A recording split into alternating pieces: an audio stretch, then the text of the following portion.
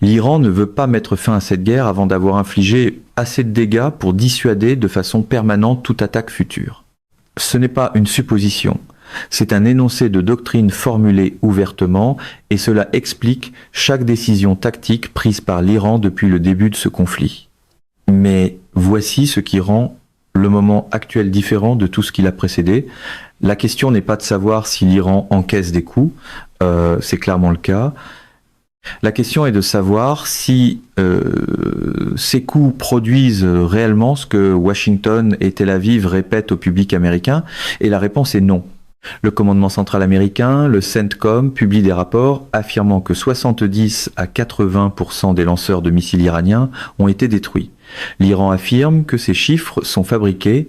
Les deux camps vous mentent, mais pas dans la même direction. Voici ce que les faits montrent réellement. Le volume de missiles tirés a chuté de façon importante, de plus de 95% par rapport au premier jour de ce conflit. Maintenant, certains d'entre vous qui regardent ceci en ce moment vont dire, voyez, ça le prouve. L'Iran est en train d'en manquer, il a été dégradé, les bombardements fonctionnent. Cette réaction est compréhensible. C'est aussi exactement la conclusion qu'on veut que vous tiriez. Et voici pourquoi elle est fausse. L'Iran tire moins, non pas parce qu'il a moins, mais parce qu'il choisit de tirer moins. Cette distinction est le fait militaire le plus important de tout ce conflit. Les ingénieurs qui ont étudié le développement des missiles iraniens disent quelque chose que presque aucun grand média ne rapporte. Parmi eux, il y a aussi des ingénieurs en Israël qui avaient lancé des avertissements à ce sujet il y a des années, dès 2020.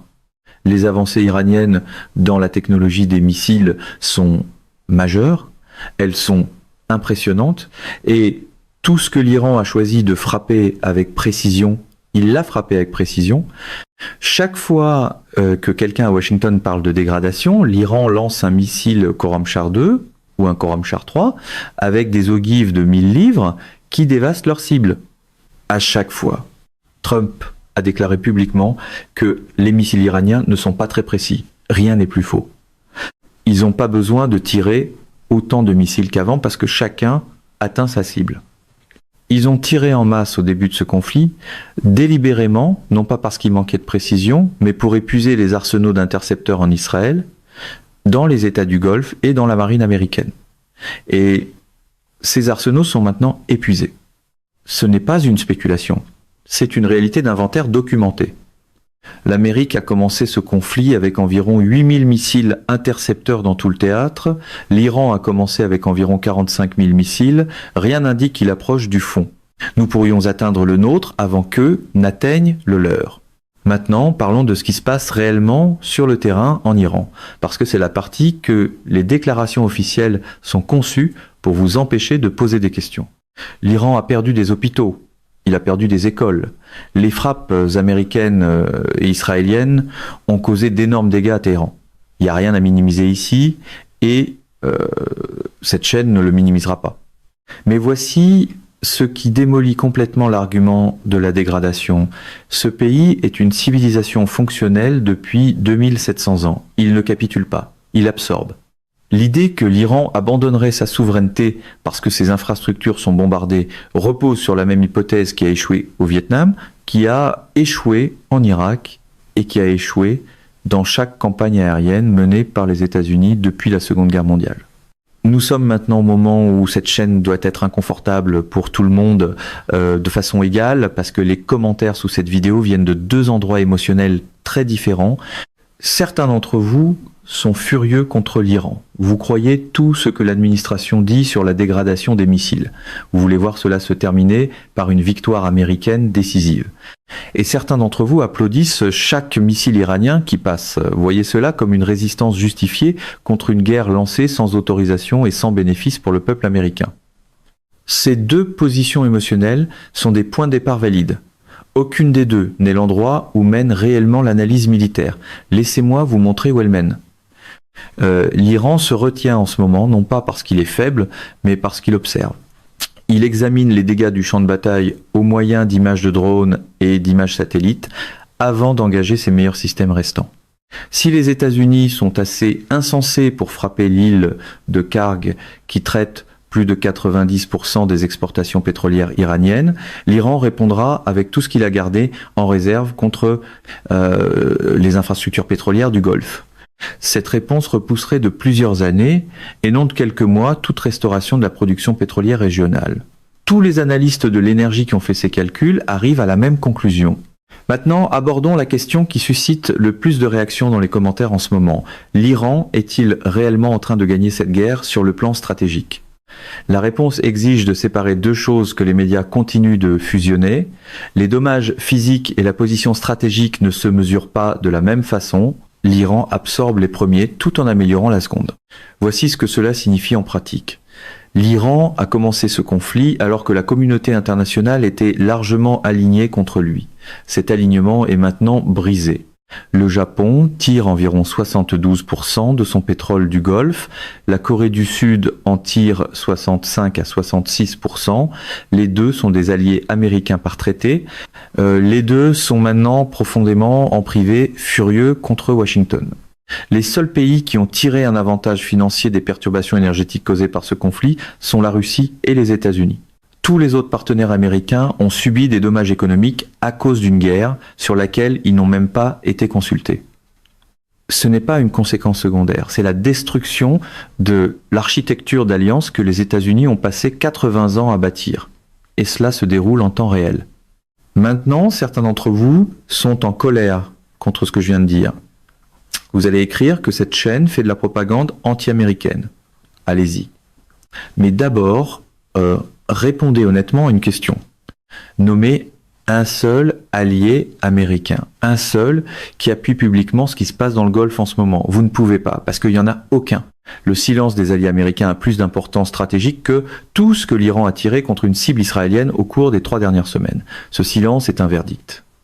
Parlons maintenant de la dimension nucléaire, parce qu'on ne peut pas l'éviter, et que la plupart des chaînes l'évitent délibérément.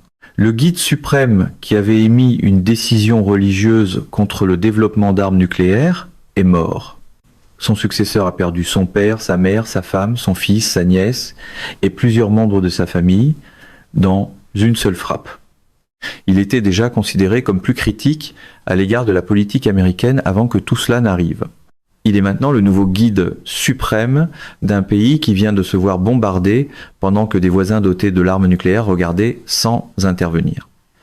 Chaque voix en Iran qui plaidait auparavant contre le développement nucléaire pose maintenant une question qui n'avait pas de réponse évidente avant le début de ce conflit.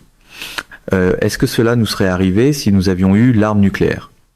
Et la réponse honnête, documentée, historique, est non. La Corée du Nord n'a jamais été bombardée jusqu'à la ruine. L'Iran, lui, l'a été. La leçon s'impose. C'est pas une prédiction. C'est le résultat logique de tous les précédents qui existent pour les pays qui ont abandonné ou refusé des programmes nucléaires alors que les États-Unis restaient hostiles à leur gouvernement. Dernière heure aujourd'hui, le Hezbollah a tiré un barrage de 100 roquettes vers le nord d'Israël pendant l'enregistrement de cette analyse. Des informations émergent aussi au sujet d'une attaque contre une installation portuaire aux Émirats arabes unis. CBS, CNN et ABC ont toutes rapporté que l'Iran a commencé à poser des mines dans le détroit d'Ormuz. Des responsables iraniens le nient, des analystes disent que cela pourrait être inutile puisque le détroit est déjà effectivement fermé. Mais voici ce que les rapports sur les mines, confirmés ou non, signalent réellement. L'Iran communique un seuil de capacité. Il dit à Washington « Comprenez ce que nous pouvons faire avant de décider de ce que vous ferez ensuite. » Vous qui regardez ceci en ce moment savez déjà quelque chose que la plupart des Américains refusent d'admettre à voix haute. Des milliers de personnes ont commenté cette semaine et presque chacune disait la même chose. Un spectateur l'a dit parfaitement, tout cet argent de guerre aurait pu reconstruire chaque ville américaine à la place. Un autre a dit que l'Iran a multiplié les avertissements et a donné toutes les chances aux États-Unis de se retirer proprement. Des gens dans 20 pays regardent ce conflit et posent la même question que vous. Pourquoi des soldats américains meurent-ils à des milliers de kilomètres de chez eux pour une guerre que personne n'a approuvée par un vote ? Cette question ne vient plus des marges. Elle vient de vétérans et de familles de militaires actifs. Voici ce qu'aucun animateur de télévision par câble n'a le courage de lire à l'antenne en ce moment. L'Amérique est entrée dans ce conflit non pas parce que l'Iran menaçait une seule ville américaine ou une seule base. L'Amérique est entrée dans ce conflit non pas parce que l'Iran menaçait une seule ville américaine ou une seule base. L'Amérique y est entrée parce qu'un lobby étranger a passé des décennies à prendre cette décision pour votre gouvernement. Le même Congrès qui n'arrive pas à financer l'école de vos enfants a approuvé des milliards avant la chute de la première bombe. Chaque dollar dépensé pour des frappes de précision au-dessus de Téhéran est un dollar qui n'est pas dépensé à Détroit ou à Memphis. Et en ce moment, les prix du pétrole en Europe ont bondi de 70 à 90% à cause de cette décision. L'Asie paie de 50 à 100% de plus pour la même énergie qu'elle achetait il y a 6 semaines. Le Japon fait passer 72% de son pétrole par le Golfe.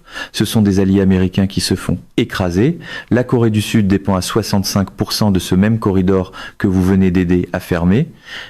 Les deux seules économies qui engrangent de vrais gains grâce à ce chaos en ce moment sont la Russie et les États-Unis. Et pendant que vous regardez ceci en ce moment, 3 développements critiques viennent d'éclater au cours des dernières heures. D'abord, le Hezbollah a lancé plus de 100 roquettes vers le nord d'Israël au cours des 24 dernières heures. Le même Hezbollah que des responsables américains avaient déclaré complètement détruit tire de nouveau des barrages ce soir. Ensuite, des reportages de CBS, de CNN et d'ABC suggèrent tous que l'Iran a commencé à placer des mines près du détroit d'Ormuz. Le ministre iranien de la Défense l'a nié, mais le signal est sans équivoque. Ne touchez plus à nos infrastructures pétrolières. Troisièmement, une installation portuaire à Oman a été frappée et des images d'incendie ont circulé aujourd'hui dans les fils de nouvelles régionales. Ce ne sont pas des incidents isolés, ce sont des points de pression coordonnés sur l'équilibre énergétique mondial. L'Iran n'a pas besoin de tirer chaque missile qu'il possède. Il lui suffit de garder l'économie mondiale sous tension. Maintenant, il faut parler de la chose que tous les analystes murmurent, mais que presque personne n'énonce clairement. Le guide suprême iranien qui avait émis la fatwa contre le développement des armes nucléaires est maintenant mort. Son successeur a perdu son fils et plusieurs membres de sa famille dans ces frappes. Cet homme était déjà considéré comme dur avant même qu'une seule bombe américaine ne tombe sur le sol iranien. Posez-vous honnêtement la question. Quelle décision prendriez-vous si toute votre famille était tuée dans une frappe aérienne ? Chaque nation qui regarde ce conflit sans dissuasion nucléaire reconsidère maintenant discrètement ce choix. La leçon de cette guerre est dévastatrice et simple. Si vous n'avez pas d'armes nucléaires, vous êtes vulnérable. L'Arabie Saoudite en voudra une. La Turquie observe. L'effet domino nucléaire n'est plus théorique ce soir. Abandonne l'option avancée par des gens qui n'ont manifestement jamais regardé une carte topographique. Il y a 30 ans, l'Amérique avait 800 000 soldats.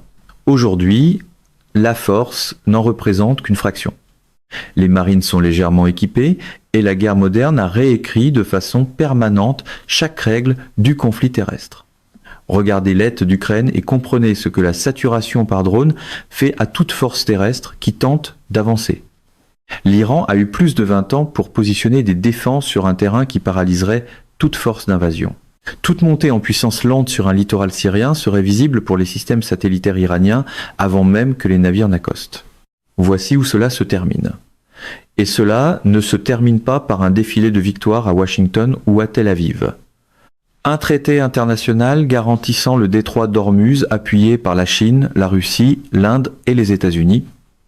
L'Amérique retire ses bases avancées de la région du Golfe et cesse d'y projeter sa puissance militaire de façon permanente. L'Iran reconstruit lentement et une nouvelle génération de Perses se souvient exactement de qui a rasé ses hôpitaux et ses écoles. La guerre sans stratégie devient, comme toujours, une paix sans gagnant et une dette sans fin. Mesdames et messieurs, notre émission d'aujourd'hui s'arrête ici. Nous vous invitons à partager votre avis personnel dans la section des commentaires ci-dessous. Perspective politique vous salue et vous donne rendez-vous très bientôt.